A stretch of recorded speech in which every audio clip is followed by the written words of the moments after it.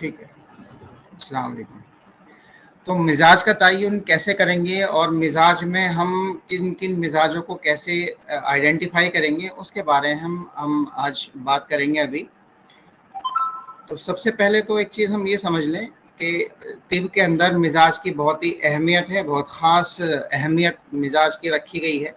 और जिस तरह से तिब्ब जदीद है या वहाँ पर जो दवाएँ हम इस्तेमाल करते हैं, वो अलग-अलग लोगों में अलग-अलग वहाँ भी इफ़ेक्ट आता है। मान लीजिए आपने किसी को पैरासिटामोल दी, तो एक मरीज़ को तो उसका बुखार उतर जाता है, लेकिन दूसरे का नहीं उतरता। कई बार एक पेन किलर एक इंसान पे काम करती है, दूसरे पर काम नहीं करती। इसी तरह से जो दवाएँ हैं, वो एक दूसरे पे अलग-अलग असर करती हैं, किसी पे कम करती हैं, किसी पे ज़्यादा करती हैं। बिल्कुल उसी तरह हमारी जो यूनानी दवाइयाँ हैं, वो भी बिलकैफ़ियत काम करती हैं, उसके अंदर जो कैफ़ियत है उससे काम करती हैं। और उन कैफ़ियत को समझने के लिए हमें ये भी समझना ज़रूरी होगा कि इंसान का मिज़ाज क्या है, जिस अज़ू के लिए हम दवा दे रहे हैं उस अज़ू का मिज़ाज क्या है, जिस मर्ज़ के लिए हम दवा दे रहे हैं उस मर्ज़ का मिज़ाज क्या है, किस मौसम में दवा दी जा रही है उस मौसम का मिज़ाज क्या है, मरीज़ की उम्र कौन-सी है, उम्र के बारे में हमने कल तफ़सीली बात की थी, वो क्या है।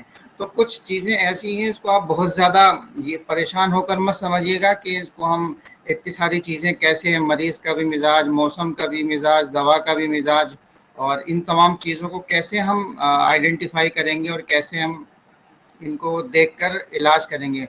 तो इसमें बच्चे और ख़ास तौर से जो हमारे प्रैक्टिशनर हैं, वो उलझ जाते हैं और इससे फिर दूर होते चले जाते हैं। मैं कोशिश करूँगा कि उसको बहुत आसान किन-किन पॉइंट्स को ज़हन में हम रखें, जिसको हम देखते ही समझ जाएँ कि ये इंसान बलगमी है, ये इंसान सफ़रावी है, ये सौदावी है। और बहरहाल अगर ऐसा भी हो जाए कि हम किसी का मिज़ाज तयन ना कर पाएँ, तो भी परेशान होने की ज़रूरत नहीं है।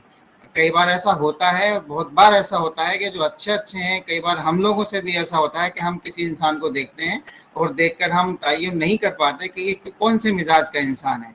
वजूहात उसकी बहुत सारी हो सकती हैं और ख़ास तौर से वजूहात वो होती हैं जो ऐसे मरीज़ जो हमारे पास आते हैं और वो एक लंबे वक्त तक एलोपैथिक दवाएं या स्टेरॉइड्स या इस तरह की दवाइयाँ लेकर इस्तेमाल करके आते हैं। तो उसके बाद में मरीज़ की हैयत, मरीज़ की जो शक्ल सूरत, उसकी स्किन का कलर, उसके बालों का कलर, उसके स्किन में जो रतूबत होनी चाहिए थी, वो तमाम चीज़ें तब्दील हो चुकी होती हैं। कई बार जो हमारे मिजाज का तयन करने के लिए जो चीज़ें बयान की गई हैं, जैसे बालों का रंग है, बदन की रंगत है, इन तमाम चीज़ों को हम देखते हैं तो आजकल का जो दौर चल रहा है, जिस दौर में कॉस्मेटिक बहुत ज़्यादा इस्तेमाल होती है, तो उस कॉस्मेटिक के नतीजे में भी हम बालों को पूरी तरह से तयन नहीं कर सकते, बदन की रंगत या फेस की कलर से हम बहुत ज़्यादा तयन नहीं कर पाते। तो वहाँ परेशान होने की बिल्कुल भी ज़रूरत नहीं है। हम इलाज का बहुत आसान तरीका समझाने की कोशिश करेंगे कि इंसान एक पर्सन एंटर हुआ आपके क्लिनिक में और आपने उसको देखा। मैं एक पिक्चर से आपको समझाने की कोशिश करूँगा कि इस पिक्चर को आप देखेंगे, जैसे ही देखेंगे आपको काफ़ी हद तक उसमें समझ में आ जाएगा। तिब्ब यूनानी के अंदर जो अजनास अशरा के नाम से जो चीज़ें बयान की गई हैं, वो दर्ज झेल हैं, ये आपकी स्क्रीन पर दिख रही होंगी, जिसमें ये 10 चीज़ें हैं जिससे देखकर हम किसी भी इंसान का मिजाज का तयन करते हैं। पहली चीज़ है मलमस, मतलब उसको टच करके देखना है, उसकी स्किन सॉफ्ट है, उसकी स्किन हार्ड है, सॉफ्टनेस और हार्डनेस, खुरदरी है तो उसमें यबूसत होगी, ये तमाम चीज़ें अभी आगे आएंगी। उस इंसान के अंदर लहम और शहम की मिकदार क्या है, मस्कुलर पार्ट कितना है और फैट का पार्ट कितना है। फैट का पार्ट ज़्यादा होगा तो जिस्म के अंदर रतूबत की निशानदही करता है। जिस्म के अंदर फैट का ज़्यादा पाया जाना, ये तिब के नज़र में रतूबत ही है। हमारे जिस्म के अंदर जो रतूबात होती हैं, तो वो रतूबत है जो बह रही हैं, एक वो रतूबत है जो शहम के तौर पर या चर्बी के तौर पर हमारे जिस्म के अंदर जमा है। और ये एक बलगमी मादा ही शुमार किया जाता है। बलगमी मादा है कि जिस ऐसे लोग जिनके जिस्म के अंदर बलगम ज़्यादा बनता है, तो जिस्म उस बलगम को चर्बी की शक्ल में जिस्म में जमा कर लेता है और जब ज़रूरत पड़ती है तो उसको एनर्जी के तौर पर इस्तेमाल करता है। क्योंकि बलगम की जो तारीफ़ बयान की गई है तिब के अंदर, वो भी यही है कि जब ज़रूरत पड़े तो वो मतलब एनर्जी दे दे, या जब ज़रूरत पड़े तो वो खून में तब्दील हो जाए। तो खून में तब्दील होने का मतलब ये नहीं है कि वो लाल हो जाए या खून हो जाए, बल्कि खून के जो काम है, जो एनर्जी प्रोड्यूस करना, एनर्जी सब जगह देना, सब जगह एनर्जी को देना, ग्लूकोज को मुहैया कराना या एनर्जी देना, तो वो काम ये शहम भी करती है। तो लहम और शहम मतलब गोश्त और चर्बी, जिस्म के अंदर मस्कुलर पार्ट कितना है और जिस्म के अंदर जो फैट वाला पार्ट है वो कितना है, इसको हम आगे एक पिक्चर से देखेंगे। इसी तरह से जिस्म के अंदर बालों का कलर कैसा है। बाल अगर बहुत ज़्यादा हैं जिस्म के अंदर बाल, तो हरारत की निशानदेही होती है। बाल अगर बहुत कम है तो ये बुरूदत की निशानदेही होती है। इसी तरह से बदन की रंगत है, बदन का रंग कैसा है, ब्लैक है या थोड़ा सा येलोविश है, थोड़ा सा जो गंदमी कलर का है या बहुत ज़्यादा सफ़ेद है, इससे भी हम अलामत का अंदाज़ा लगाते हैं बदन की रंगत के हिसाब से भी। इसी तरह से बदन के जो आज़ा हैं, हैयत कैसी है उसकी, इंसान बहुत पतला दुबला है, बहुत चौड़ा सा है, जितना ज़्यादा पतला दुबला होगा उसके अंदर हरारत उतनी ही ज़्यादा होती है। जितनी ज़्यादा पतला दुबला होगा हरारत उसके अंदर ज़्यादा पाई जाएगी। जितना मोटा होगा उसके अंदर फैट कंटेंट ज़्यादा होंगे तो उसके अंदर बुरूदत उतनी ही ज़्यादा पाई जाती है। इसी तरह से आज़ा का जल्द या बदेर मुतासिर हो जाना, जो अज़ू है वो क्या जल्दी मुतासिर हो जाते हैं, किसी भी बाहरी असर से बहुत जल्दी मुतासिर हो जाते हैं। मान लीजिए कोई इंसान ठंड से, ठंडे पानी से, ठंडी हवा से बहुत जल्द मुतासिर हो जाता है तो वो बलगमी मिजाज का होगा। कोई हरारत से ज़्यादा मुतासिर होता है, किसी को गर्मी बहुत ज़्यादा लगती है तो वो उसके अंदर जिस्म के अंदर हरारत होगी। बिल्कुल उसी तरह से नींद है और बेदारी है। नींद का ज़्यादा आना जिस्म के अंदर रतूबत की अलामत है और बेदारी का ज़्यादा होना जिस्म के अंदर यबूसत की अलामत है। आपने देखा होगा बिल्कुल इसी तरह से, जैसे जिस इंसान को नींद नहीं आती हम उसको ऐसी दवाएं इस्तेमाल कराते हैं जो दिमाग के अंदर और बदन के अंदर रतूबत पैदा करती हो। तो रतूबत पैदा करने से दिमाग में रतूबत पैदा होती है और उससे नींद अच्छी आती है। लेकिन अगर इस रतूबत को मतलब नींद को लाने के लिए कुछ दवाइयाँ ऐसी इस्तेमाल की जाती हैं जो मिजाजन सर्द होती हैं या बहुत ज़्यादा दर्जे 3 की या दर्जे 4 की दवाएं हैं जो नींद लाने के लिए काम करती हैं, उससे जिस्म के अंदर और भी ज़्यादा यबूसत पैदा होती है। यही वजह है कि जब भी हम एलोपैथिक की बहुत सारी दवाएं जो नींद लाने के लिए इस्तेमाल की जाती हैं, चाहे वो अल्प्रेक्स हो या जो दूसरी जो दवाएं इस्तेमाल की जाती हैं, उनको जब हम इस्तेमाल करते हैं तो जिस्म के अंदर यबूसत और ज़्यादा बढ़ती चली जाती है। डायज़ेपाम भी उसमें इस्तेमाल की जाती है। तो ये दवाएं जिस्म के अंदर यबूसत पैदा करती हैं और यबूसत पैदा करके और भी ज़्यादा नींद को कम कर देती हैं। तो आहिस्ता आहिस्ता आहिस्ता आहिस्ता मरीज़ उसका आदी हो जाता है। जब एक टैबलेट से काम नहीं चलता तो टैबलेट 1.5 हो जाती है, उसके बाद 2 हो जाती है और आहिस्ता आहिस्ता दवाइयाँ उसकी बढ़ती चली जाती हैं। नतीजा ये होता है कि दिमाग और जिस्म के अंदर यबूसत बढ़ती चली जाती है और नींद उड़ती चली जाती है। तो इसलिए तिब के अंदर जब भी हम नींद को लाने की कोशिश करते हैं तो दिमाग में और जिस्म में रतूबात को बढ़ाया जाता है, रोगनियात की मालिश की जाती है, नुतूल कर सकते हैं हम। तो ये तमाम चीज़ें जो तदाबीर इलाज बिल तदबीर में इस्तेमाल होंगी वो यहाँ की जा सकती हैं। बिल्कुल इसी तरह से अफ़ाल आज़ा के अफ़ाल कैसे हैं, बहुत एक्टिवली काम कर रहा है कोई भी पर्सन तो उसके तमाम आज़ा बहुत अच्छे से काम करते हैं तो ये हरारत की अलामत होती है। और जो आज़ा जब इंसान के आज़ा बहुत स्लो काम करने लगते हैं तो ये बरूदत की अलामत है। इसी तरह से फजलात बदन, पसीना आना, लैट्रिन है, पेशाब है, ये तमाम चीज़ें जब निकलती हैं तो ये भी निशानदेही करती हैं। जब जिन जिन जगहों से भी निकलेंगी उस जगह के जो अफ़ाल हैं अगर वो ठीक हो रहे हैं तो वो हरारत की अलामत है, अगर वो रुक रहे हैं जिस्म के अंदर तो ये भी बुरूदत की या यबूसत की अलामत होती है। इसी तरह से इन्फ़ियालात नफ्सानिया, गम, गुस्सा आना, बहुत ज़्यादा खुश रहना, ये चीज़ें भी मिजाज पर दलालत करती हैं। इसका मैं पूरा आपको अभी आगे वाली स्लाइड में पूरा एक चार्ट बताऊंगा जिससे हम देखकर पॉइंट्स जो भी बहुत ज़्यादा तिब्बिया कॉलेजेस में चलता है, SSC की में भी, या जितने भी रिसर्च प्रोजेक्ट्स चलते हैं उसमें उसका इस्तेमाल किया जाता है, उसको देखकर हम पता लगा सकते हैं कि किसी भी इंसान का मिजाज कैसा है। तो ये 10 पॉइंट तो ऐसे हैं जो हम, ऐसा नहीं है ज़रूरी कि हम एक एक चीज़ को बैठ के गिने कि हाँ इसका बाल कैसे हैं। इंसान जैसे ही एंटर हुआ ये तमाम चीज़ें एक ही नज़र में आपको दिख जाएंगी, उसके बाल भी दिख जाएंगे, उसमें मोटा है, लंबा है, तड़ंगा है, कैसा है वो, कुछ चीज़ें ज़रूर ऐसी होंगी जो आपको मालूम करनी होंगी। जैसे नींद है, आप उससे पूछेंगे, नींद नींद के बारे में उससे पूछ सकते हैं। कई बार तो इंसान की फिजिकल एक्टिविटी को देखकर ही हम बता सकते हैं कि इंसान बहुत ज़्यादा गुस्सा वाला है या बहुत ज़्यादा शांत है। जैसे आपके क्लिनिक में आकर बैठा हो, बहुत शांति से बैठा होगा, बिल्कुल भी कुछ इधर उधर हरकत नहीं कर रहा होगा, दो चार लोग आगे लाइन में लगे होंगे तो भी कुछ नहीं बोलेगा, बहुत आराम से शांति से बैठा है, तो ये बलगमी मिजाज का इंसान है। अगर वो इंसान बहुत ही ज्यादा कुलबुला रहा है, बैठा बैठा भी, हाँ डॉक्टर साहब बहुत देर से क्यों देख रहे हैं, मैं जरा जल्दी दिखा दूं, इधर उधर भागेगा, खड़ा होगा, बाहर जाएगा, अंदर आएगा, उसकी एक्टिविटी से आपको ये अंदाजा हो जाएगा कि ये इंसान सफरावी मिजाज का है, इसके अंदर हरारत ज्यादा है, तो ये चैन से बैठ नहीं सकता, ये जरा जरा सी भी किसी बात पे इधर से उधर भागा फिरेगा।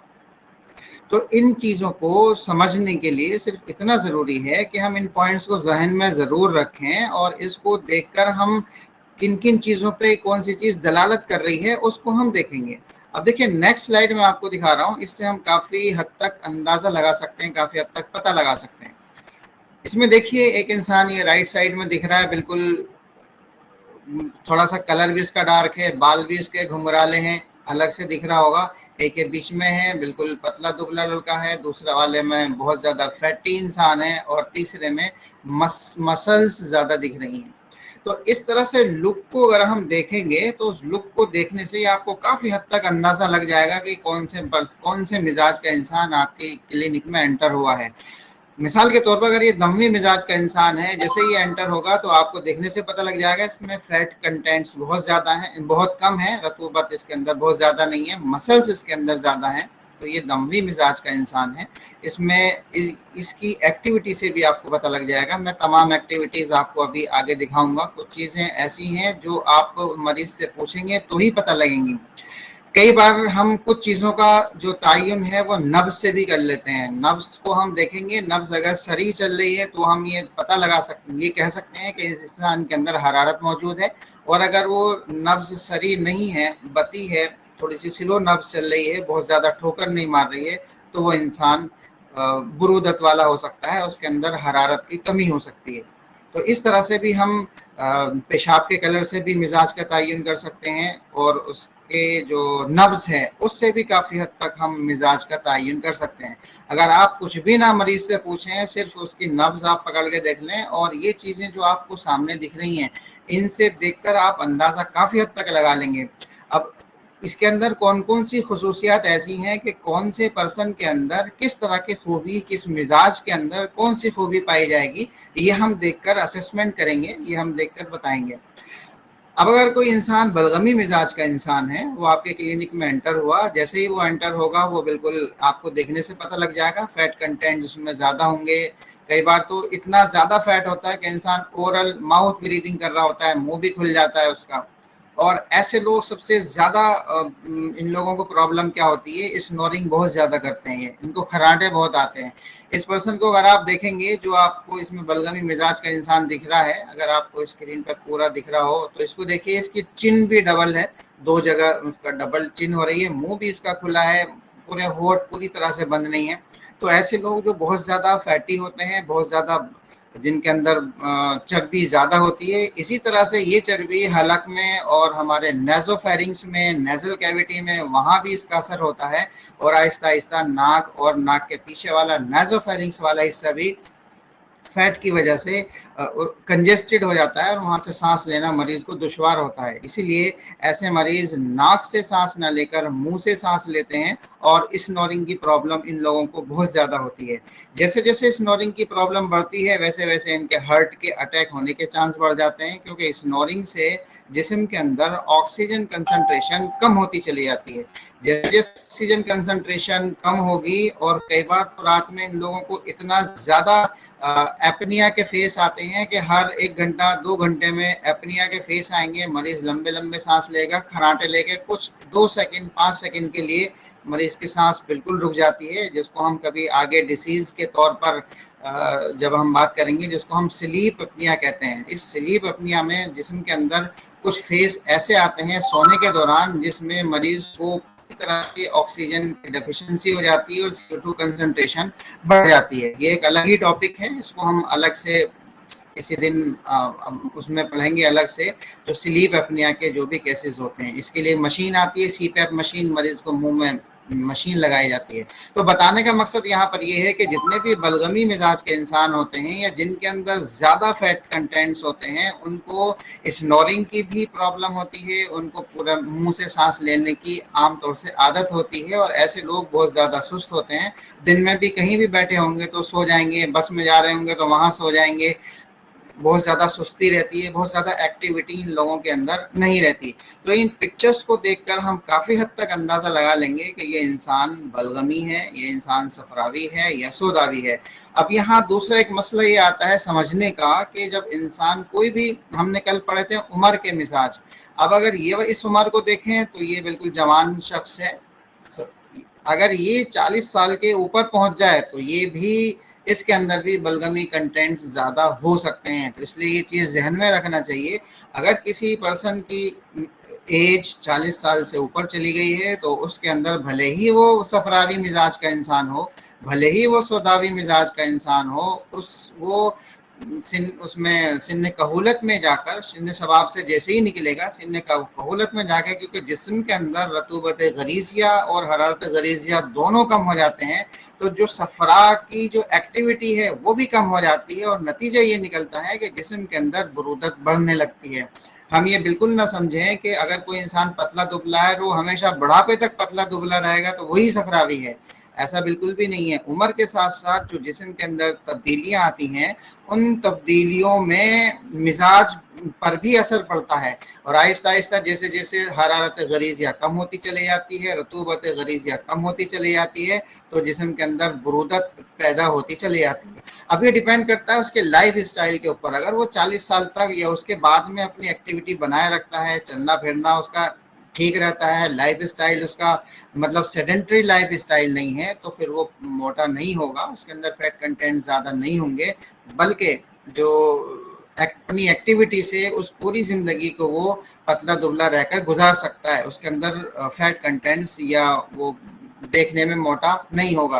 बिल्कुल उसी तरह से सौदावी मिजाज का भी मामला यही है कि अगर कोई बचपन से या पैदाइशी तौर से कोई सौदावी मिजाज का इंसान है, या उसके मदर फादर भी सौदावी थे, सौदावी से मुराद ये नहीं है कि बहुत ज़्यादा पागल होगा, बेवकूफ़ होगा या बहुत ज़्यादा उल्टी पुल्टी गालियाँ दे रहा होगा, उसको हम सौदावी नहीं, बल्कि उसकी कुछ कैरेक्टरिस्टिक्स हैं, आगे मैं अभी बताऊंगा कि सौदावी मिजाज की बड़ी अच्छी कैरेक्टरिस्टिक्स होती हैं, बड़े अच्छे अहमियत के हामिल होते हैं।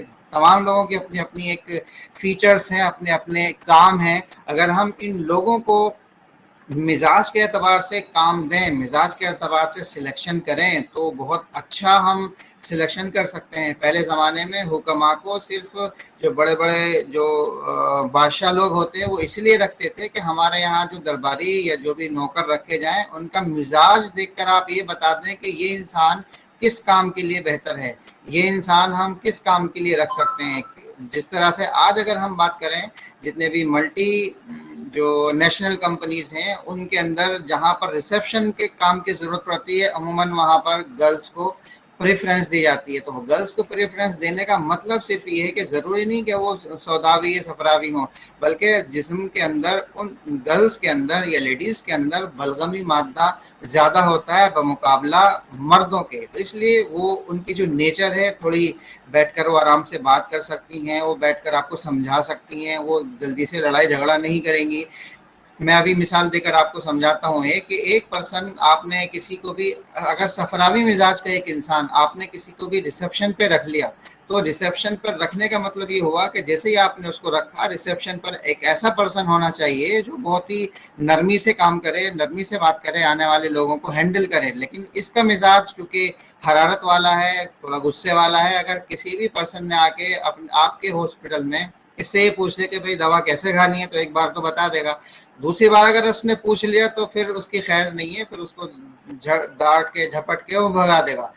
तो ये इस तरह की चीज़ें हर इंसान के अंदर अलग अलग होती हैं। तो कौन सा इंसान, किस मिजाज का इंसान किस पोस्ट के लिए अच्छा है, वो हुक्मा बताया करते थे, जो फिलोसफर्स है वो बताया करते थे कि किसको आपको कहाँ रखना है। पहले भी इंटरव्यू का तरीका ये होता था कि एक बड़े से हॉल में आपने जितने भी लोगों को बुलाया, सब एक जगह बैठे हैं और हकीम साहब वहां बैठकर ऑब्जर्व कर रहे होते थे कि कौन बहुत ज्यादा बोल रहा है, कौन खामोशी से बैठा है, कौन इधर उधर भाग रहा है, कौन हवा की तरह इधर उधर टहल रहा है। तो सफरावी जो मिजाज का इंसान है या दम्मी मिजाज का इंसान है, इसमें थोड़ा हवा का, हरारत का असर रहता है, तो इसलिए जल्दी से चैन से बैठते नहीं है ये लोग, इधर उधर भागेंगे, दौड़ेंगे, चलते फिरते रहेंगे। जबकि बलगमी में और सौदावी, ये दोनों मिजाज के इंसान ऐसे हैं जो जहां बैठ गए तो जल्दी से उठेंगे नहीं, आराम से बैठे रहेंगे। आपने वहां बैठा दिया तो वहीं बैठा रहेगा, रिसेप्शन पे बैठा दिया तो वहां रिसेप्शन पे बैठा रहेगा। इसलिए मिजाज का तयन बहुत ज़्यादा अहम है और इसको देखकर आप यहाँ बता सकते हैं किसी भी पर्सन को कि वो आपके यहाँ क्लिनिक में एंटर हुआ और देखकर आपने बता दिया कि इस इंसान का मिजाज ये है। तो एक तो मिजाज ये होगा कि आपने देखकर उसको बताया। दूसरा ये कि कुछ चीज़ें ऐसी जैसे मैंने बताई कि वो आप उससे पूछ कर मालूम करेंगे, तो वो हम कौन कौन से पॉइंट्स हैं वो हम आगे अभी डिस्कशन कर लेते हैं, क्या क्या चीज़ें उनसे हम पूछेंगे। अब देखिए इस स्लाइड में कुछ प्रॉपर्टीज मैं आपको बता रहा हूं। अगर कोई इंसान सफरावी मिजाज का है तो उसकी क्या क्या खास बात हो सकती है, क्या क्या खसूसियात उसके अंदर पाई जाती हैं। इसको चाहें तो आप नोट भी कर लें, क्योंकि ये चीज़ें ऐसी हैं, भले ही इंसान देखने में आपको मोटा लग रहा हो, 40 साल के बाद में या कुछ दवाइयाँ खाने के बाद में वो मोटा हो गया हो, उसके अंदर फैट कंटेंट ज़्यादा हो गए हों, इसका मतलब ये कि बुरुदत का असर तो उसके अंदर है, लेकिन जो सफरावी मिजाज की जो एक्टिविटी, जो उसके अंदर कुदरती सलाहियत मौजूद है सफरा की और हरारत की वजह से, वो उसके अंदर तब भी रहेंगी, भले ही वो उम्र के साथ साथ थोड़ी सी कम हो जाए। जैसे सफरावी मिजाज का अगर कोई भी इंसान है तो वो सफरा का मिजाज गर्म खुश्क है तो ये बहुत ज़्यादा एक्टिव होते हैं, वेरी एक्टिव, बहुत फास्ट होते हैं ये लोग, एनर्जेटिक होते हैं, एग्रेसिव भी होते हैं, जल्दी से इनको गुस्सा भी आ जाता है, और ज़िद्दी भी होते हैं बहुत ज़्यादा, बहुत तेज़ी से एग्रेसिव भी हो जाते हैं। और इनके अंदर ख़ास क्वालिटी पाई जाती है कि लीडरशिप की क्वालिटी इन लोगों के अंदर होती है। ये अगर आपको किसी हॉस्पिटल में या किसी जगह पर उनका तयन करना है तो कोशिश ये करें हम इस तरह के लोगों को रखेंगे, तो ये एक दूसरे से काम करने की बड़ा खास टैक्ट होता है इनके पास कि दो चार लोगों रहकर ये अपना आपको लीडर बनाना चाहता है। इसके साथ अगर 4 आदमी आपने लगा दिए तो चारों से काम करवाता रहेगा, खुद भी उन्हीं के साथ करेगा। ऐसा नहीं है कि वो बैठा है और 4 लोगों से काम करवा रहा है, हर जगह वो एक्टिव नजर आएगा।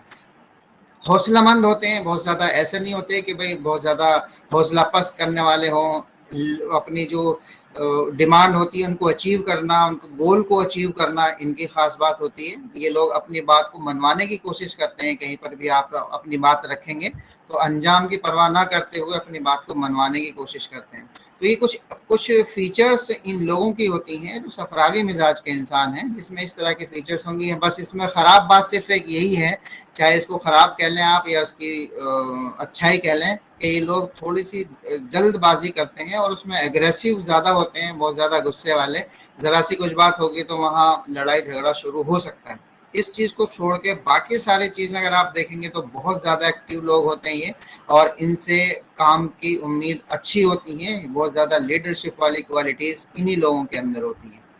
इसके बाद में अगर हम देखें थोड़ा और आगे चल के, दमवी मिजाज का अगर कोई इंसान है और उसका मिजाज देखेंगे तो हम गर्म तरी है, और ये हवा से मुशाबहत रखता है दम हमारे जिस्म के अंदर, क्योंकि दम के साथ ही पूरी हवा, ऑक्सीजन सब हमारे जिस्म के अंदर चलती है। तो जो मैंने कल आपको चार्ट दिखाया था, दम और हवा इनके मिजाज गर्म तर हैं, इसी तरह से दम और हवा को एक साथ दिखाया जाता है। तो दमवी मिजाज के इंसान लविंग इन नेचर, बहुत ही प्यार मोहब्बत से रहने वाले होते हैं, कन्फ्लिक्ट को अवॉइड करेंगे, लड़ाई झगड़े की कोशिश नहीं करेंगे, डिसीजन पावर इनकी थोड़ी सी कम रहती है, फैसला बदलता रहता है, कभी कहेंगे हाँ कभी कहेंगे ना, इसमें बहुत ज़्यादा वो डिसीजन नहीं ले पाते, हर काम को बहुत लाइटली लेते हैं, नहीं ठीक है हो जाएगा हम कर लेंगे इसको, लेकिन एंड टाइम पर जाकर काम कर लेते हैं, थोड़ा डिले करते हैं लेकिन कर लेते हैं।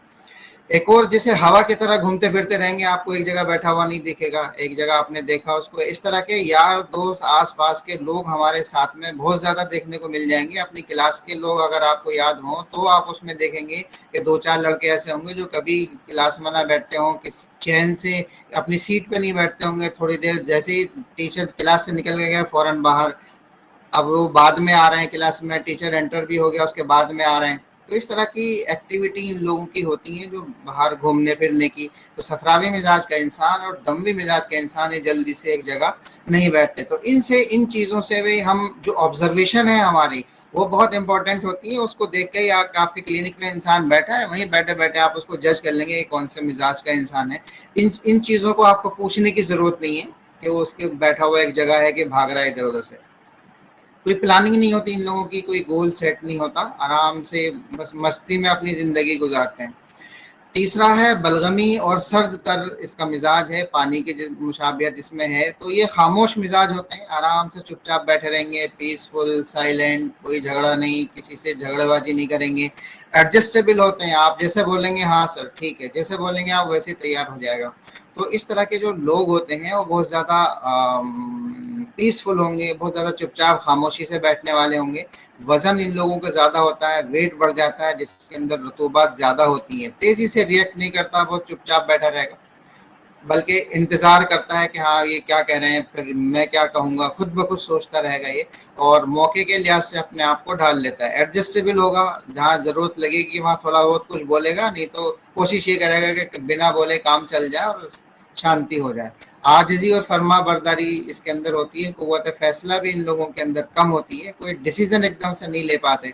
तो ऐसे लोगों को अगर किसी एडमिनिस्ट्रेटिव पोस्ट पर हम बिठा दें या किसी प्रिंसिपल की या डायरेक्टर की पोस्ट पर हम बिठा दें तो ये लोग एडजस्टेबल नहीं होते वहाँ पर, और वहाँ बहुत ज़्यादा फैसले अपने तौर पर नहीं ले पाते। दूसरे लोगों से 10 लोगों से मशवरा करेंगे, 10 लोगों से पूछेंगे इसमें कोई नुकसान तो नहीं है, ऐसा तो नहीं है, तब जाके वो कुछ अपना डिसीजन ले पाते हैं, अपने आप कोई डिसीजन नहीं ले पाते। इस तरह से हम इन लोगों को जज कर सकते हैं। यहाँ तक अपनी सेहत के बारे में भी ये लोग फिक्रमंद नहीं होते। अच्छा, बलगमी मिजाज वाले लोगों के साथ में एक दिक्कत ये है कि ये अपने आप में और अपनी बीमारी के बारे में भी इतना ज़्यादा बिल्कुल नहीं सोचते। इसलिए अगर आपके पास ऐसा कोई मरीज आए जो बलगमी मिजाज का हो और ये आदत आपको पता है उसकी कि बलगमी मिजाज का इंसान है, तब आप उसको अगर कितना भी समझाएंगे कि साहब आपको ब्लड प्रेशर की दवा रोज़ खानी है, ऐसा करना है, वैसा करना है, सुबह को पैदल चलना है, ये गेहूं की रोटी कम खाना है, कोलेस्ट्रॉल बढ़ रहा है आपका इसलिए आपको दूध कम लेना है, सारी बातें आप उसको बताएंगे और घर जाके वो सो जाएगा और सारी चीज़ें आपकी रखी की रखी रह जाएंगी। इन लोगों को समझाने के लिए, इन लोगों को आपको मोटिवेट करने के लिए थोड़ा डराना पड़ेगा। बिना डरे अपना कोई भी काम नहीं करेंगे क्योंकि इनकी टेंडेंसी ही ऐसी है। इनको डराना कैसे है कि साहब आप अगर नहीं करेंगे ये काम तो हार्ट अटैक हो सकता है, हार्ट फेलियर के चांस बढ़ जाते हैं, और जो पैरालिसिस हो सकती है, दिमाग की नस कहीं भी फट सकती है। इसलिए ब्लड प्रेशर की दवा आप डेली खाइए, पैदल रोज चलिए, नहीं तो अगर कोलेस्ट्रॉल बढ़ गया तो चर्बी जम जाएगी, जमेगी तो कहीं से भी ब्लास्ट हो सकता है, जिस्म में कहीं से भी नस फट सकती है। तो इस तरह से इनको थोड़ा सा डरा के धमका के, ये वाला इंसान और एक जो सौदावी इंसान है, इन दोनों लोगों को थोड़ा सा डराना पड़ता है इनकी काउंसलिंग के दौरान। अगर आपने ऐसे ही कह के भेज दिया, जैसे सफरावी दमवी इंसान का मिजाज है, आप उसको समझा देंगे तो समझ जाएगा, जैसे आप कहेंगे वो उस पर अमल भी कर लेगा, उस पर आप परहेज को बोलेंगे वो भी कर लेगा। लेकिन बलगमी इंसान का मिजाज अपनी ही सेहत के बारे में भी वो इतना लापरवाह होता है, अपनी ही सेहत के बारे में इतना ज़्यादा मतलब एक्टिव नहीं होता। इसलिए आपको उसको कुछ अगर समझाना है तो उसको थोड़ा डरा के समझाना पड़ेगा, नहीं तो आप इधर से बोलेंगे घर जाके बिल्कुल आराम से बैठ जाएगा। बिल्कुल ऐसी ही मिसाल मैंने आपको दूं, हमारे यहाँ हॉस्पिटल में गिन्नौरी ओपीडी में एक मरीज आया, उसकी शुगर, ब्लड शुगर 300 से भी ऊपर रहती है। बहुत सारी एलोपैथिक की दवाइयाँ खा रहा था वो, और देखने से पूरी तरह बिल्कुल ये सारी फीचर्स बलगमी मिजाज की उसके अंदर थी। बिल्कुल उसकी अम्मा लेके आई इतनी डरती हुई कि साहब इसको इतना ज़्यादा ब्लड शुगर रहती है और ये घर पे पड़ा रहता है, कहीं जाता नहीं है, डॉक्टर बोलते हैं पैदल जाओ तो भी नहीं जाता। तो और जो खाने के लिए बोलते हैं कि भाई ये चीज़ मत खाओ, मीठा मत खाओ, ये चीज़ें कि परहेज भी नहीं करता, सब खाता है, सब कुछ करता है, और घर पे पड़ा रहता है, कोई काम भी नहीं करता, कहीं जाता भी नहीं है। तो फिजिकल एक्टिविटी भी कुछ नहीं थी उसकी, खाना भी खूब खा रहा है वो, ब्लड शुगर लेवल उसका बढ़ता चला जा रहा है, और जिस्म उसका मोटा होता चला जा रहा है, इंसुलिन रेजिस्टेंस होती चली जा रही है, और दवाओं के साथ साथ इंसुलिन पर वो आ जाता है। एक दिन जब वो हमारी ओपीडी में आई तब हमने उसको थोड़ा सा ऐसे समझाया डरावने तरीके से क्योंकि देखकर आपने समझ जाएंगे कि हाँ, इस इंसान को आपको कैसे समझाना है। तो हमने थोड़ा सा उसको डराया, थोड़ा सा उसको दवाइयाँ दी और अपने यूनानी की दवाइयाँ को शुरू की। आज अल्हम्दुलिल्लाह उसकी ब्लड शुगर बिना एलोपैथिक की दवाओं के, सिर्फ यूनानी दवाओं से बिल्कुल ठीक है। बिल्कुल यही कंडीशन जो है हाइपोथायरॉयडिज्म वालों की होती है। हाइपोथायरॉयडिज्म के केस में भी जिस्म के अंदर मोटापा बढ़ता चला जाता है, मरीज खाता कम है और वो भी बहुत ज़्यादा कोई परहेज नहीं करेगा, फिजिकल एक्टिविटी नहीं बढ़ाएगा। तो ये हाइपोथायरॉयडिज्म भी हम अपनी दवाइयों से, खासतौर से यूनानी की दवाइयों से, इसका एक लेक्चर पहले हो भी चुका है। अगर अभी ये इनिशियल फेज थोड़ा खत्म हो जाए तो जब हम डिसीज पर आएंगे तो वहाँ हाइपोथायरॉयडिज्म के बहुत अच्छे अच्छे केसेस हम बहुत आराम से डील कर सकते हैं। सिर्फ अगर देखा जाए तो ब्रोदत है, लिवर की ब्रोदत, जिगर की ब्रोदत की वजह से हाइपोथायरॉयडिज्म हो रहा है। और दूसरी खास बात ये कि जो नमक आजकल हम इस्तेमाल कर रहे हैं, उस एक्सेसिव आयोडीन इंटेक की वजह से हाइपोथायरॉयडिज्म के केसेस बहुत ज़्यादा बढ़ते चले जा रहे हैं। हमारे इस भोपाल शहर में भी हाइपोथायरॉयडिज्म के केसेस बढ़ते चले जा रहे हैं। हर तीसरा चौथा आदमी या हर फीमेल, चौथी पांचवी फीमेल जो है हाइपोथायरॉयडिज्म की रिपोर्ट लेकर आ जाती है। अगर आपने नमक जैसे ही चेंज किया तो 50% काम आपका वहीं से हो जाता है। फिर चूंकि इन तमाम चीज़ों से लिवर के अंदर जो बुरूदत पैदा हुई है उसको आप हरारत में कन्वर्ट करते हैं, उसकी हरारत को बढ़ा दें, जवारिस जालिनूस आप उसको दे दें। और जो कुछ और दवाएं हैं वो हम नुस्खे आपको बता देंगे। माजुन सिरस का भी उसके अंदर इस्तेमाल किया जा सकता है। थायरोजिक ग्रेन्यूल्स आते हैं, उनका भी इस्तेमाल कर सकते हैं। बहुत अच्छे रिजल्ट हम हाइपोथायरॉयडिज्म में भी ले सकते हैं। तो जितने भी मोटे लोग हैं, बलगमी मिजाज के लोग हैं, उन लोगों को हमें थोड़ा सा काउंसलिंग करने के दौरान डराना है, धमकाना है, तो जाके आपकी बात को मानेंगे और आपकी दवाओं का असर उसके अंदर होगा। आप जो परहेज बताएंगे वो भी उसको अडॉप्ट करेगा। उसके बाद में देखिए, सौदावी मिजाज का इंसान जो मिट्टी से मुशाबियत रखता है, बहुत ज़्यादा शाई इन नेचर होगा, लेकिन ये लोग बहुत ही शार्प माइंड होते हैं, इन्वेंटर्स हैं, ऑब्जर्वर्स हैं, बहुत सी चीज़ों को ऑब्जर्व करते हैं और वेल डिफाइंड होते हैं अपने आप में। मतलब ऐसा नहीं है कि कहीं भी चले जाएं, कहीं भी कुछ भी कर लें, ऐसा नहीं होता। इनका गोल फिक्स होता है, अपने आप को गोल बनाएंगे, उस वहाँ जाने की कोशिश करेंगे। जितने भी साइंसदां हैं, शायर हैं, आर्टिस्ट हैं, इंजीनियर्स हैं, इस तरह के लोग जो सौदावी मिजाज के लोग होते हैं वो इस तरह के फील्ड में बहुत ज़्यादा कारगर और कामयाब होते हैं। अगर आपने इस तरह के लोग, जैसे वो साइंसदां हों या बहुत ज़्यादा आर्टिस्ट हों, तो जो साइंस वाले लोग हैं, अगर वहाँ पे सफरावी मिजाज का कोई इंसान आ गया और इसने कोशिश की यहाँ पढ़ने की, यहाँ बैठने की, तो उतना ज़्यादा कामयाब वो नहीं हो सकता जितना ज़्यादा सौदावी मिजाज का इंसान यहाँ पर वेल डिफाइंडली काम कर सकता है। तो खुश्की की वजह से इनके अंदर थोड़ी जिद्दी ज़रूर होती है, जल्दी से किसी को माफ़ नहीं करते। दिल में कोई बात रह गई तो उसको लटका के रखेंगे और कभी भी उसका बदला वो ले सकते हैं। जल्दी से माफ़ नहीं करते ये लोग, अपने आप से लगाव रखते हैं। अगर आपने इनको थोड़ा सा समझा दिया और थोड़ा सा डरा दिया तो डर से थोड़ा जल्दी ये लोग पिघल जाते हैं और आहिस्ता आहिस्ता अपनी बात पे आ जाते हैं। तो ये चीज़ें अब जो मैंने बताई हैं आपको, कि जो मिजाज के तयन के तौर से, कि मिजाज की, हर इंसान के मिजाज की ये खसूसियात हैं। ये तो हमें इसलिए पता होनी चाहिए कि कौन से मिजाज का इंसान आपको अगर कहीं अपने पास रखना भी है तो किस तरह का इंसान हम रखेंगे। दूसरा, इसकी आदतें कैसी हैं, कौन कौन, किस तरह से हम इसकी काउंसलिंग करेंगे। बलगमी मिजाज वाले इंसान की काउंसलिंग कैसे करनी है, सौदावी वाले को कैसे काउंसलिंग करनी है, क्योंकि इनका लाइफ स्टाइल आपको पता लग चुका होगा, देख के ही पता लग जाएगा। ऐसे लोग जो बहुत ज़्यादा एसी के अंदर रहते हैं या बहुत ज़्यादा ठंडे मौसम को ज़्यादा पसंद करते हैं, उनके अंदर भी जिस्म के अंदर बुरूदत पैदा हो जाती है और बुरूदत के साथ साथ जिस्म में रतूबत पैदा हो जाती है। आज की तारीख में जो हमारा खान पीन है, उस खाने पीने की वजह से, जिसके अंदर ख़ासतौर से बहुत ज़्यादा मीठे का इस्तेमाल, बहुत ज़्यादा कोल्ड या कोल्ड ड्रिंक्स का इस्तेमाल, या जितने भी फास्ट फूड हैं, इन चीज़ों का इस्तेमाल, फास्ट फूड के अलावा मैदा से बने हुए जितने भी आइटम होते हैं, ब्रेड, बिस्किट वगैरह, ये जितनी भी चीज़ें हैं, अगर हम जितना ज़्यादा इस्तेमाल करेंगे, जिस्म के अंदर जो बलगमी रतूबात हैं वो बढ़ती चली जाती हैं और यही वजह है कि ये इंसान मोटे होते चले जाते हैं। हालांकि अगर हम मॉडर्न का जो नज़रिया है उसको देखें, जितना भी आप कार्बोहाइड्रेट ज़्यादा लेते हैं, फ़ौरन जिस्म के अंदर पहुंचता है वो इंसुलिन, वहाँ से रिलीज़ होगा। इंसुलिन इस ब्लड शुगर लेवल को कंट्रोल करेगा। कंट्रोल करने के लिए वो पहला काम क्या करता है कि जो बढ़ी हुई ग्लूकोज है उसको या तो ग्लाइकोजन में कन्वर्ट करेगा और बची हुई को वो फैट में कन्वर्ट कर देगा। तो जैसे ही हम खाना ज़्यादा खाया हमने, उसको फ़ौरन फैट में कन्वर्ट करता चला जाता है और आहिस्ता आहिस्ता आहिस्ता आहिस्ता इंसुलिन डेफिशिएंसी जिस्म के अंदर हो जाती है और इंसुलिन रेजिस्टेंस भी डेवलप हो जाता है।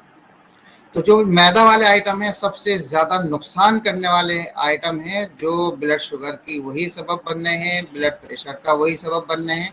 इसलिए हम खाने के अंदर मरीजों को कार्बोहाइड्रेट का इस्तेमाल थोड़ा कम बताएं, और ख़ासतौर से अगर कार्बोहाइड्रेट खिलाएं भी, मान लीजिए अगर वो गेहूं की रोटी खाता है तो उसको ये सलाह दी जाए कि आप गेहूं की रोटी खाइए लेकिन आटा आपका मोटा हो या उसके जो छिलका है वो उसके अंदर मौजूद रहे। अल्लाह ताला ने जब वो ये चीज़ें बनाई हैं तो उसका मुसलह भी उसके अंदर रखा है। जिस तरह से आटे के अंदर जो मैदा है, मैदा का जो मुसलह है वो उसका छिलका है।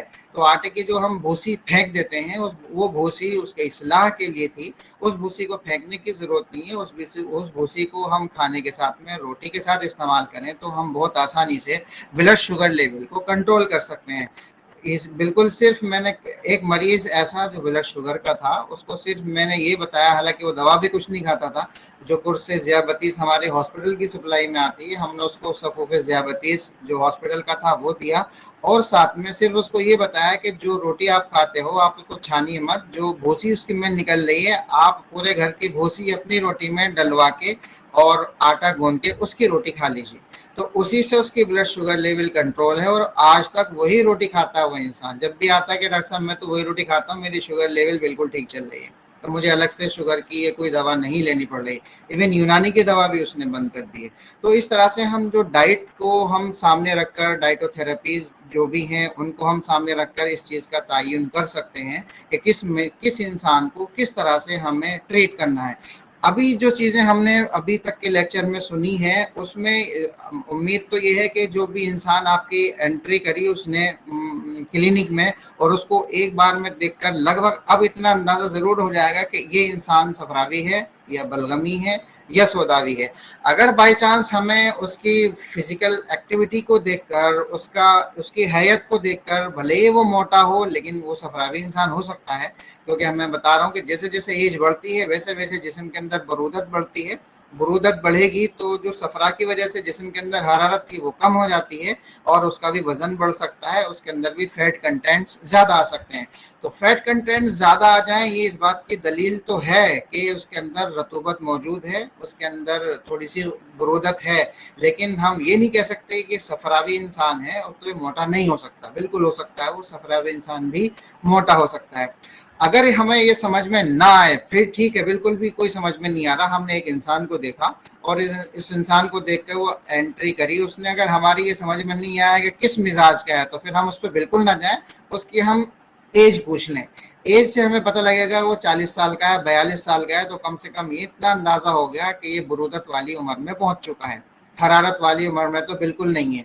अगर वो 20 या 22 साल का है तो हम ये मानकर चल सकते हैं कि जिसके जिस्म के अंदर अभी हरारत है, सिन्न शबाब में है, तो ये हरारत वाली उम्र का है। इस तरह से हम किसी भी चीज़ को, हर पर्सन को, हर इंसान को दो हिस्सों में डिवाइड कर सकते हैं कि एक तरफ हरारत वालों को रख लें, एक तरफ बरूदत वालों को रख लें।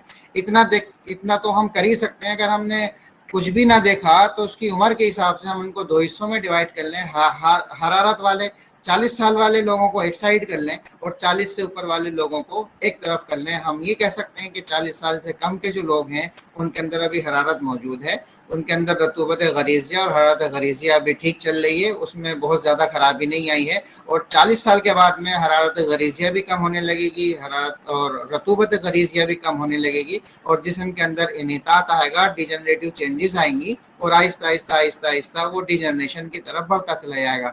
तो यहाँ पर हमने इंसान को दो हिस्सों में डिवाइड कर लिया, एक हार मिजाज वाले और एक बारिद मिजाज वाले। अब जब हम इलाज करेंगे तो इलाज के दौरान सिर्फ हमें ये चीज़ देखनी है कि ये इंसान गर्म मिजाज का है, और अब आपको जो दवाइयाँ देनी है वो उस गर्म मिजाज की कौन सी डिग्री की देनी है। हरारत वाले को हमें थोड़ी ठंडी दवाएं देनी होंगी, ठंडे वाले को गर्म दवाएं देनी होंगी। अब यहाँ पर दूसरा मसला एक आएगा कि जिस मर्ज का आप इलाज कर रहे हैं, क्योंकि इंसान का इलाज आप नहीं कर रहे हैं, आप इलाज करेंगे किसी मर्ज का। मिसाल के तौर पर अगर सोए मिजाज मैदा हार है, मैदे के अंदर हरारत पैदा हो गई, सोए मिजाज है, और अगर वो इंसान सफरावी मिजाज का है तो फिर इंसान भी सफरावी मिजाज का हो गया और मैदे के अंदर भी हरारत हो गई, तो दोनों चीज़ें एक साथ आ गई कि इंसान का मिजाज भी गर्म है। तो इसलिए जब हम इसमें दवाएं देंगे, मान लीजिए आपने उसको जवारिश आमला दिया, तो उसकी मिकदार थोड़ी ज़्यादा इस्तेमाल की जाएगी बमुकाबला बलगमी वाले इंसान के, क्योंकि इसके अंदर हरारत ज़्यादा थी। इस हरारत को कम करने के लिए आपको जवारिश आमला आधे चम्मच की जगह थोड़ी बढ़ाकर 1 चम्मच हम कर सकते हैं, आमले की मिकदार को बढ़ा सकते हैं, या जो भी हम दवाएं दे रहे हैं। सिर्फ इतना मिजाज का फ़र्क इतना होगा कि आप दवा का डोज का तयन कर सकें। अगर आपको मिजाज समझ में नहीं आया तो हार मिजाज के लोगों को अलग कर लीजिए और बलगमी मिजाज के लोगों को या सर्द मिजाज लोगों को अलग कर लीजिए। बिल्कुल उसी तरह से हम जो भी मर्ज देखेंगे उस मर्ज को भी 2 हिस्सों में डिवाइड करेंगे। अगर मैदे का, मिसाल के तौर पर अगर कोई मैदे का मर्ज है तो वो हार है तो हम उसको अलग कर लें, बारिद है तो अलग कर लें। अब हार होगा तो 2 ही वजह से हो सकता है, या तो वो हरारत दमवी होगी, दमवी मादे से होगी, या वो हरारत सफरावी वाले से होगी। बहरहाल है वो हरारत ही, चाहे वो सफरा से हो या दम से हो। लेकिन जब हम उसमें दवाएं देंगे दोनों, चाहे वो सफरा से हो रही हो या दम से हो रही हो, वो हरारत आपकी जवारिश आमला से दोनों की दोनों बुझ जाएंगी। अगर आप उसको जवारिश अनारन देंगे तो दोनों एक ही जगह काम करेंगी। तो हर उज़ू के हिसाब से जब हम बीमारियां पढ़ेंगे तो ये आइडेंटिफाई करेंगे कि हार मिजाज का इंसान है और ये हार मर्ज है, इसको तो दवाएं आपको कौन सी देनी है, बहुत आसान हो जाएगा। अगली ये वाला आपको देखिए, ये बहुत ज़्यादा चार्ट है, सब जगह आपको मिल जाएगा, नेट पर भी मिल जाएगा। बहुत जितने भी रिसर्च के पेपर्स होते हैं उनमें ये पेपर ज़्यादा देखने को मिलता है, सब जगह चलता है। तो ये असेसमेंट है, मिजाज के असेसमेंट के लिए इसका इस्तेमाल किया जाता है। इसको भी अगर आप एक बार देख लेंगे, थोड़ा पढ़ लेंगे तो समझ में आ जाएगा कि इंसान का इसमें कॉम्प्लेक्शन देखा गया है। अगर वो रेडिश है या ब्राउनिश व्हीट कलर का है तो वो दमवी मिजाज का होगा, चाकी वाइटिश है तो बलगमी होगा, पीला है तो बिलियस है, मेलनकॉलिक है, ब्लैक है तो मेलनकॉलिक होगा। तो ब्लैकिश, तो इन ये जो कलर हैं कम्प्लेक्शन से हम उन मिजाजों का तयन करते हैं। जैसे मैंने ये तमाम चीज़ें आपको बता दी हैं कि आपने टच करके देखा, हॉट एंड सॉफ्ट है, कोल्ड है, हॉट एंड ड्राई है, कोल्ड एंड ड्राई है। इन चीज़ों को थोड़ा सा आप गौर से देखेंगे, पढ़ेंगे, तो ये वही 10 पॉइंट हैं जो हमने बिल्कुल इनिशियल स्टेज में पढ़े, कि जिसमें 10 पॉइंट देखकर हम उसकी कम्प्लेक्शन, उसका बिल्ड, उसको टच करके देखेंगे, उसके बालों का कलर, उसके बालों की लंबाई, उसके थिन होना, जिस्म के अंदर बालों की ज्यादती होना, बाल बहुत ज़्यादा होना जिस्म में हरारत की अलामत है। इसीलिए ऐसे लोग जिनकी जिस्म के अंदर हरारत कम होती है तो उन लोगों के अंदर बॉडी हेयर्स कम पाए जाते हैं। कुछ रेसेस ऐसी हैं, कुछ कौम ऐसी हैं, कुछ इलाके ऐसे हैं जहाँ पर वहाँ हरारत की वजह से या उनकी कौम के जो मिजाज है उन्हीं के अंदर बाल ज़्यादा पाए जाते हैं। तो जिस तरह से आप देखें साउथ वाली तरफ, वहाँ लोगों के बाल घुंघराले होते हैं, उस तरफ बालों की कसरत ज़्यादा पाई जाती है। इसी तरह मूवमेंट है उनकी, उनकी डाइट है, खाना पीना, कौन सा मौसम उनको ज़्यादा अच्छा लगता है, स्लीप है, उनकी पल्स है। आप जैसे मैंने बताया आपको, पल्स आप देखकर पता लगा सकते हैं कि पल्स देखने से कि ये हरारत में जा रहा है कि बुरूदत में जा रहा है। घोड़े की नब्ज अगर आप कुछ दिन पकड़ के देखना शुरू कर देंगे तो आपको समझ में आ जाएगी कि ये यबूसत की वजह से जो आर्टरीज हैं जो हार्ड हो जाती हैं और उसमें जो नब्ज है वो स्लो हो जाती है, तो और जो उसकी एक्सपेंशन होता है वो नहीं होता, इसलिए वो यबूसत वाली नब्ज आपको अलग दिख जाएगी। जो बच्चों में नब्ज होती है वो अलग दिख जाएगी, सिन्न शबाब में अलग दिख जाएगी, क्योंकि हरारत ज़्यादा होती है तो सिन्न शबाब में ठोकर ज़रा तेज़ लगेगी और जल्दी जल्दी लगेगी, तो इसमें नब्ज सरी पाई जा सकती है। और जो बुरूदत वाले हैं उसमें नब्ज बती होती है। तो इस नब्ज सरी और बती से भी हम जिस्म के अंदर की कैफियत का अंदाज़ा लगा सकते हैं। आपके पास मरीज़ आया, आपने उसको 1 मिनट उसकी नब्ज देखी, तो नब्ज देखने से अंदाज़ा हो जाएगा कि इसके जिस्म के अंदर हरारत चल रही है या जिस्म के अंदर बुरूदत चल रही है। अगर हरारत चल रही है तो हरारत 2 ही वजह से होगी, या तो सफरा का कुछ गलबा होगा या फिर दम का होगा। तो हरारत इन 2 ही वजह से पैदा होती है।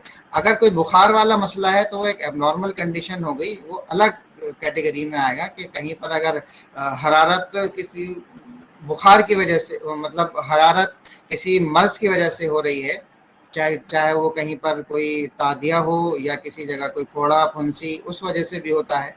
तो जहाँ पर भी नब्ज को आप चेक करेंगे, उससे सबसे पहले तो हम नॉर्मल लोगों की कुछ दिन देखना शुरू करेंगे तो समझ में आ जाएगा।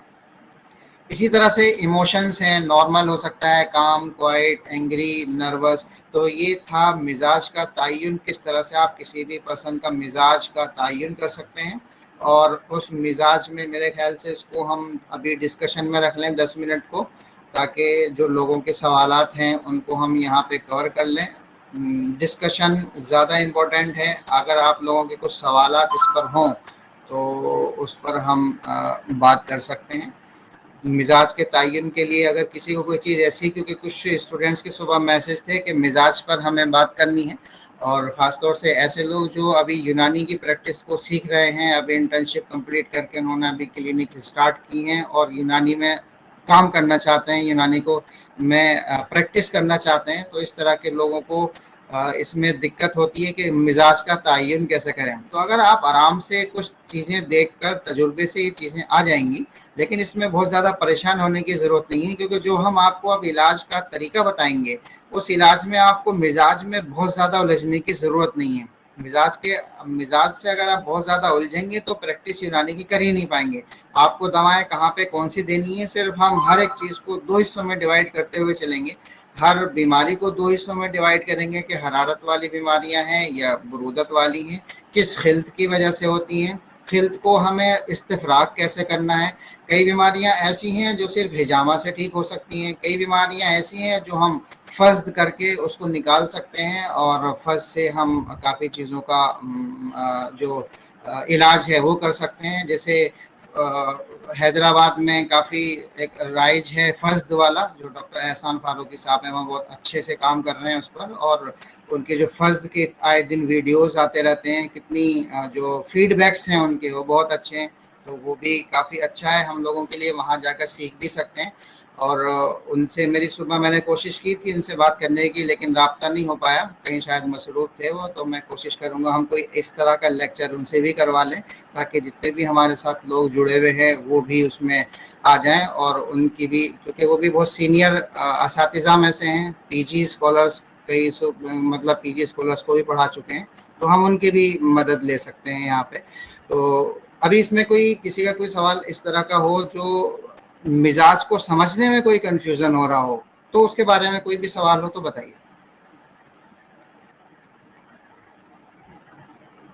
अरे सर, इसमें डॉक्टर एहसान फारूकी साहब मौजूद हैं शायद, अभी मैंने देखा ये नाम आपका। सर अस्सलाम वालेकुम सर, डॉक्टर एहसान साहब सुन रहे हैं? अच्छा, शायद मेरी आवाज़ उन तक नहीं पहुंच रही है। जी बताएं। Is this necessary that if a person is fatty then it must be of cold temperament? नहीं नहीं नहीं, बिल्कुल भी नहीं है। जैसे मैंने अभी बताया आपको, आपका सवाल ये है कि अगर कोई पर्सन मोटा है तो क्या वो बलगमी मिजाज का होगा? ऐसा बिल्कुल भी नहीं है। ऐसा बिल्कुल भी नहीं है अगर कोई इंसान फैटी है तो वो मतलब बलगमी मिजाज का ही होगा।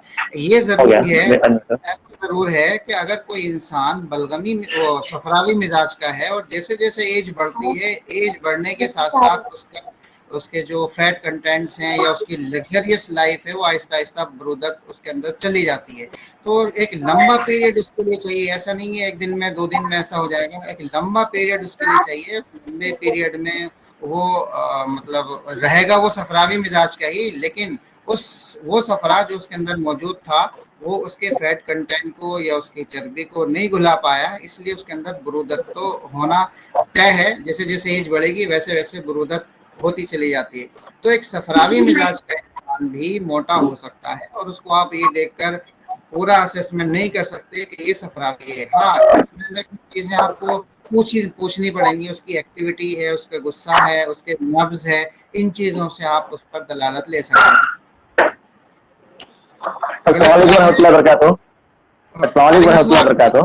जी सर, मैं आपसे कांटेक्ट नहीं हो पा रहा था। जी बहुत सुबह फोन किया था मैंने, सुबह फोन किया था थे। जी मुझे पता लगा कि आप एक प्रोग्राम की इनॉग्रेशन में था, जिसकी वजह से मैं आपका जवाब नहीं दे सका। एक बहुत ही एक्सेलेंट प्रेजेंटेशन है, लेकिन इसमें एक दो तीन चीजें मैं आपको ऐड करना नहीं चाहूंगा, लेकिन एक बोलना ही चाहूंगा, मशवरा देना चाहूंगा कि इसको अगर आप और एक सीरीज आप लेक्चर रखते हैं तो बच्चों को फायदा होगा।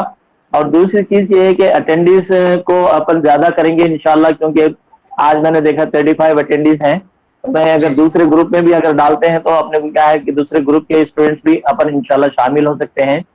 और जी, जी। तीसरी चीज ये है कि मतलब कि अल्हम्दुलिल्लाह आपका प्रेजेंटेशन स्टाइल बहुत अच्छा है कि लेकिन मैं एक 2 दिन से ऑब्जर्व कर रहा था कि मतलब कि मैं ज्वाइन करूं, क्योंकि कल सैटरडे मेरा ओपीडी रहता है, रात में 12-1 बजे तक रहता है। और जी, जैसे जी। अभी आपने कहा कि फसद के ज़रिए हम देश में जाते हैं तो वो लोग बलगमी मिजाज के होते जाते हैं। और आप जी, डाउन जी। टू साउथ इंडिया में ही चले जाएँ, इंडिया में ही चले जाएँ, तो आपको जी, जी। बलगमी मिजाज middle of the what you call, जैसे हमारा आंध्र प्रदेश है उसके नीचे चले जाएँ, तो ये लोग बलगमी मिजाज और सफरावी मिजाज के आते हैं ज़्यादा। और हैदराबाद में जी। मेरा अपना ऑब्जर्वेशन है कि सफरावी मिजाज बहुत ही प्रीडोमिनेंट होते जा रहा है एंड अच्छा। पेशेंट बहुत ही रेस्टलेस होते जा रहे हैं। तो ये भी अपने जी, को एरिया वाइज़ भी अपने को थोड़ा-सा अगर अगर अपन करेंगे तो इंशाल्लाह बहुत अच्छा वो रहेगा इंशाल्लाह। जी, जी, जी। बिल्कुल सर, बिल्कुल, बिल्कुल। बहुत शुक्रिया सर। ठीक है भाई, अस्सलाम वालेकुम। अब नेक्स्ट लेक्चर में हम नेक्स्ट सैटरडे मिलेंगे।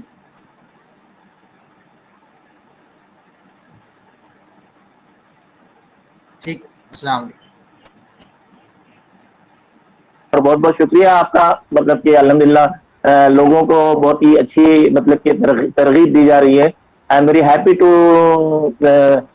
मैं पूरा का पूरा आपका फिज़िकली मौजूद रहकर सुना और जी, जी। बहुत अच्छा दिखा, आपका प्रेज़ेंटेशन स्टाइल बहुत अच्छा है और जी, ईज़ी जी। टू अंडरस्टैंड है।